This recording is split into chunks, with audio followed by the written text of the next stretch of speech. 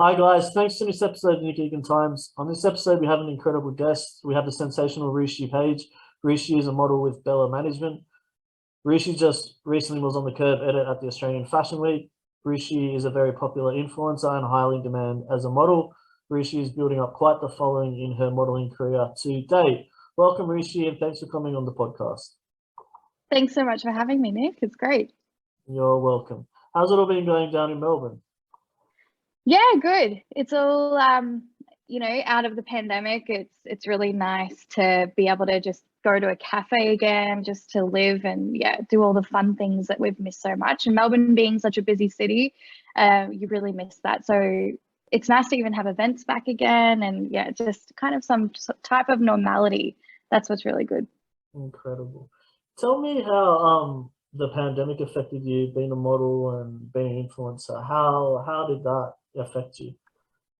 Well, I only recently joined as a curve model as of last year, about this time last year. So when the pandemic happened, it was sort of kind of like that snowball effect. I feel like everyone turned to social media, and I did too. I really kind of went all in, and it was good. It was equally good timing and good timing for myself to really explore my own skills, because that's kind of how I was able to leap into the space, if you will. And then a year later, I was scouted by Bella Management, and then it's sort of, I wish I could say it was all planned, but it really wasn't. It's sort of, it feels like I was in the right spot at the right time. Fantastic. All right, let's jump straight into it. Take us back and tell us about your incredible journey. You were adopted from India to Australia. Tell me about that process and I guess your life up to now. Yeah, so I was adopted from Calcutta, India. I came to Australia when I was 4 months old, and I arrived on Christmas Day. So it was again, not very, there's structure there with adoption, but my adoptive parents literally got the call, I believe it was the night before Christmas Eve, and they kind of had to just go with it. They got told that I was in Singapore at the time with my social worker, and then they needed to be at the airport. It was very a huge surprise for my extended family as well. So it's been really good growing up with a family that has only treated me as their own, and made me feel so normal in what could have been a world where I might not. There's heaps of examples of people that have been adopted and just didn't quite feel like they fit in as well. So I'm very privileged, very lucky to have parents who have done that work of making me feel so accepted, and in a world where I learned very quickly that not everyone does accept you. So I've had that foundation, which is great. Yeah, that's great insights. All right, tell me about the modeling career. And you obviously, Bella Management, obviously well respected, very, very well regarded in the industry. Tell me about that experience and joining them. Yeah, so I got an email. A DM from Bella, their social media team, and they just wanted to see if I could come in for a meeting. And at this point, my idea of what a model is tall, thin, and they fit a specific category. So for them to reach out and ask specifically about modeling, I was, half of my heart was in it, half of it wasn't. And I was very confused, because I was like, I model on Instagram because you have that control, but to actually be considered as a model for your career is very different. And I definitely denied that. So anyway, I had a meeting with them, and then the rest is sort of history. It's definitely has been a process. I've had to get my digitals, and I've had to kind of start from square one. I don't have the same experience as I do with social media. So this is a completely new avenue, and I've dabbled in a few campaigns here and there, but it's definitely a new world that I'm really excited to explore. That's very exciting. And tell me about, they put you on the Curve edit at the Australian Fashion Week a couple of weeks ago. Tell me about that and what that experience was like. So I didn't get to, I was invited to go and I was unable to make it to Sydney that week, but I watched from the sidelines here on my phone, and I've never felt so proud and empowered. And I think that what was really special about the curve edit was how it made me specifically feel was excited to be me. And I think that was something that was really missing. And it just shows you the power of visibility in fashion. You know, when you see yourself not just represented, but celebrated, and, you know, the models there looked amazing, and it was this massive fashion moment that I just left going, oh my God, I'm so excited for fashion. I'm so excited to wear clothes, which, you know, as a short, curvy woman, that's not always the experience when you go shopping. It's it can be a really tiresome and mentally draining experience going shopping. So to see fashion displayed on people that I could relate to was really exciting. And I'm so proud of Chelsea and everyone who was involved in creating the curve edit for this year. That was a historical moment, and I'm so excited for what's next. That is sensational. That is absolutely incredible. Tell me too, there is obviously the changing of the guard now in the industry where it's headed to the way of curvy women and everything relating to that, I guess, and the world's changing. Talk to me about that and how that obviously where you believe it is headed towards as well. I believe wholeheartedly that people are listening, and that we are on a journey and a path to really honing in on visibility. I can't wait for the clothing to reflect that. I think we're heading towards a route where gender norms are no longer questioned, and you can actually shop and not feel that you don't have to feel shame for shopping in a specific gender, or you can shop clothes that are gonna not categorize you. I feel like that's where we're heading. I am really excited for stores to just be a really welcomed space, and where anyone can walk in and not feel shamed or, you know, questioned as to why are you wanting to wear a suit when you look this way, or why are you wanting to wear women's wear when you look this way. I think that's really exciting to kind of break those rules and those boundaries that have been set in place for such a long time. And it's going to be a really exciting time for people to be able to express themselves however they decide to express themselves. That's all it is. It's a very simple baseline there. People just want to be able to have that freedom to express who they are and present how they want to present without any of the shame, embarrassment, or any of the boundaries that are blocking them. Yeah, that's sensational, and you know, you represent the future too. So yeah, that's great insights. Thanks for sharing that. Tell me too, on a personal level for yourself, your body image, generally going back, and how that's reflected now, I guess, the confidence you have. Yeah, tell me about that.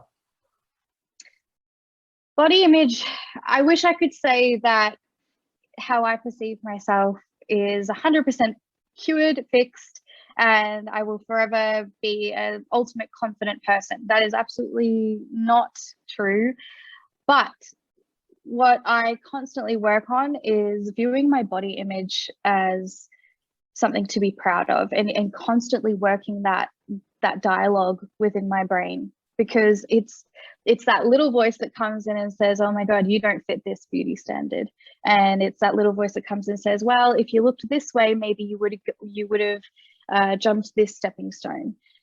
And it's a lot of self-dialogue that you have to constantly strengthen. And they go hand in hand, because when I'm able to feel that way, I'm able to display those moments when I do content creation, or when I talk on a panel. I can actually show that and not just write about it. So I think body image is something, I hope that, you know, I get told a lot that I'm very confident and that it radiates from me, but I'm only able to do that because I've been in such a terrible situation where my confidence has been devalued and challenged. So it's an ongoing journey. I I'm not sure if I'll ever be 120% confident every single day. I don't think that's a realistic expectation of being human, especially with the way media and our fashion industry, our beauty industry navigate what that beauty standard is. So I think if you can put in that work, that mental work to defeat those voices, external, internal, all of those voices, I think that's something really valuable for yourself. Yeah, that's really great insights. You know, you should be very proud. You know, you don't know who's listening and who you're obviously motivating to. You know, to have that attitude. So it's quite inspiring. Um, Tell me about the content you created even before the modeling and what that looks like now. What makes good content? So I was stuck in a rhythm of creating content that was only trending or that I thought I could only do. I think it was once I viewed other pieces of content or content that I thought was not achievable and attempted to do that was when I saw success in my own content. So for example, I'm very inspired by a lot of professional beauty campaigns, you know, Tom Ford beauty campaigns, or when I see Mecca do a campaign, I'm like, oh, I love the way that was shot. And instead of completely just leaving that way of filming and telling a story in a sense to that brand, I'm like, why can't I try and do something like that? And of course, I don't have the professional cameras and everything. I've just got my phone. But I think when I started incorporating some of those elements of the people that are already winning and the people that are already doing those crazy, amazing things, that's when I was able to see some traction. And people noticed that the content I was creating was of a different level. And it was really, really exciting because my visions were coming to life. And, you know, sometimes I would see a Fenty Beauty campaign. I'm like, oh my God, I really want to do something like that. And I would do it. It wouldn't be exactly the same. It still has that rawness of a creator at home, just fluffing about with their skincare and doing all that stuff. But I was really excited to incorporate some of those professional elements from those major campaigns. And I think also what makes great content is staying true, very, very cliche, but staying true to yourself, always having that element of you in that piece of content. Tell a story, be purposeful with your content, and don't be afraid to get on trends. I think I was very cautious of always being on trends because my ego got in the way and I was like, I don't want to do trends, but they are important. They're trends for a reason. Use them to your advantage and still stay in your own lane. It's amazing. Whilst also taking a foot out. I feel like it's that balance between doing your content, staying true to you so that you're recognizable for, oh, that is this person's content. I recognize that. But don't be afraid to, just incorporate the elements or the tools that are accessible to you on social media. You've got so much to work with. Amazing. Tell me, what are the 3 things that brands are attracted to you? Well, it's hard. I for a long time I didn't know. My sabotage would be like, why? I don't, you know, in 2020 I only had 2,000 followers, and so still I don't, if you compare me to a macro creator, I'm so small. I'm really small, and I still was like, is it they're not here for the numbers. I really don't understand why they're here or why I'm getting emails to partner with brands. And there's a time and a moment where you have to start believing so hard in your craft and your skill that you have to accept the fact that brands are there for you because you're being you. And I had to do that. I can't sit there day in, day out going, I don't know why they're here, but I'll just take the opportunity. You have to know why you're here, and you have to know why they are coming to you. And I do believe that it's because I showcase authenticity. I showcase a purpose for not just myself, but a message that I hope reaches other people to really embrace who they are without being so cliche and all that. I really want people to defeat those current standards. And I think intertwining message, engaging content, and authenticity, I do believe that perhaps that could be a reason why brands are interested. Yeah, definitely. I definitely believe you're very genuine, authentic, and that resonates too. So definitely couldn't agree more with that. Thank you. You're welcome. All right. So tell me about being vulnerable in the industry, and what, actually even more, what advice would you give to anybody young that wants to take your footsteps? What advice would you give them as well? I would say be prepared to have moments where you are going to self-reflect a lot and have those vulnerable moments where you're not sure. Be prepared for those moments, because when you defeat those moments, you're unstoppable. And if you can understand that this is not going to be a matter of a walk in the park, if you're going down social media route, specifically, it's not as simple as picking up your phone and taking a selfie. That's the bare minimum. That is if I have a little bit of time and I'm like, I can actually fit something in. But that is not it at all. There is editing, there's filming, there's modeling, there's learning product information, researching, planning. You have to plan your content ahead. If you want to be organized, you need to be prepared to post regularly. I know a lot of people get a bit frightened of posting or being annoying. You need to be annoying. You need to put your face out there and be unapologetic, do what you need to do. And you have to ignore the voices that could be saying, oh, why are you doing this? This is so embarrassing. Who do you think you are? That was my dialogue for a very long time. And I grew up in a very small town. So starting social media it felt uncomfortable because people would probably think, what does she think she's doing? I didn't grow up in a big city where you could almost just slide in and just do what you need to do. All eyes were on me for a minute there. And you have to just ignore it and just keep pushing forward. I think also, if you're going to go into social media, specifically creation or writing, you need to be flexible and adaptable. I would say you need to be able to be hungry for it, and there's going to be opportunities that might test you and make you want to shrivel in and say, oh, I can't do that. If you can step outside of that comfort zone and actually say, my initial response is that I can't do that, but I actually haven't tried, so I'm going to give it a go. And I think that's like, if you told me I was going to be considered a writer, I would have said, I shut my laptop when I finished uni. That was never happening again. And now I've had to go buy a new laptop because I needed a good quality computer to help me with my writing. And I just would never have thought that, because it did go beyond my initial response of I can't, and translated that to I can. So that would be my advice. Very long-winded, but there's a lot to think about with social media. But no, it's yeah.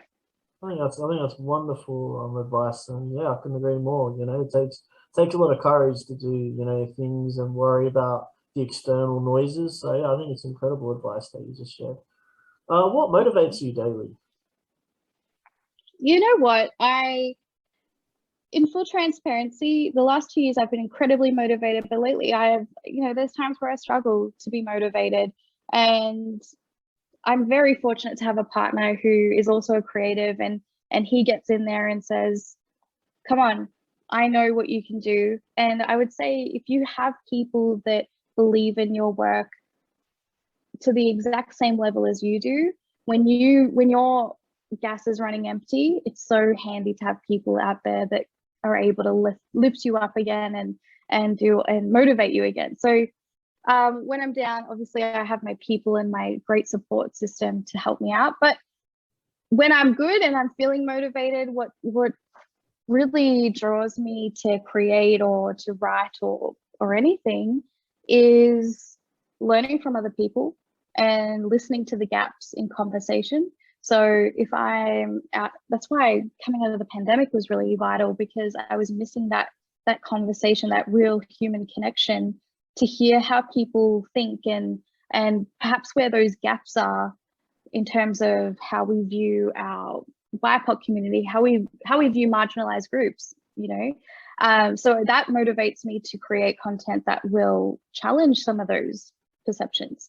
I'm also motivated in terms of the beauty world. I'm motivated by other creators. I love seeing work from people that inspire me, and I love taking that idea and then making it my own. So there's that. And then it's also about my own internal experiences. So not thinking that my experience is the only one in the world, because there is someone else out there that has experienced that as well. So taking those vulnerable moments and sharing it sometimes is what motivates me, because I know it's connecting with somebody and it might help them in a way I didn't quite get that help when I was younger. So yeah.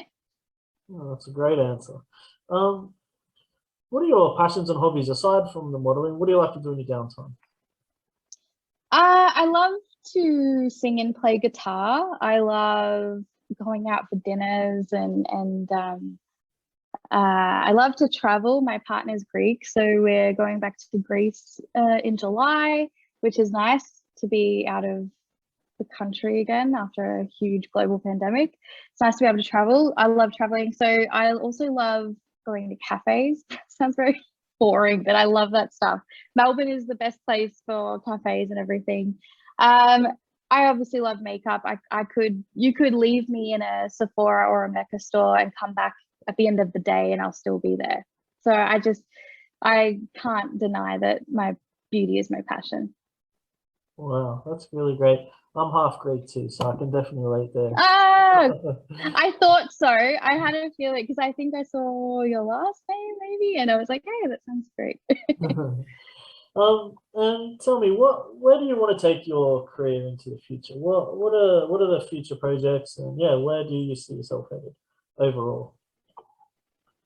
Well,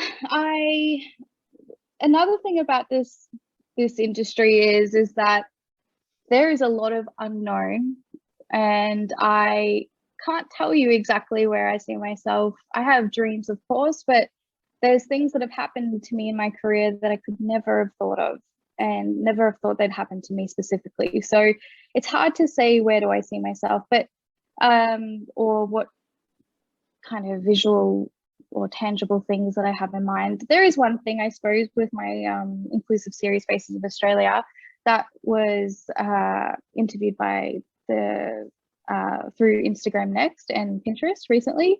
I really hope to create an extension of that this year, and that's a very achievable goal, but it takes a lot of work. So I hope to see that. Everything else, I'm just an open mind, ready to accept anything. So who knows? Well, that's incredible, and definitely your trajectory so far is incredible. So you're on a really, really good path. Thank you. Hopefully. I believe so. Yeah, Ruchi, thanks for joining the podcast. I do appreciate it, and just what I said and alluded to, I think your trajectory and where you're going is incredible, and keep doing the amazing stuff. Thank you so much. Thanks so much for having me. It was fantastic. Yeah, I had fun. Thank you.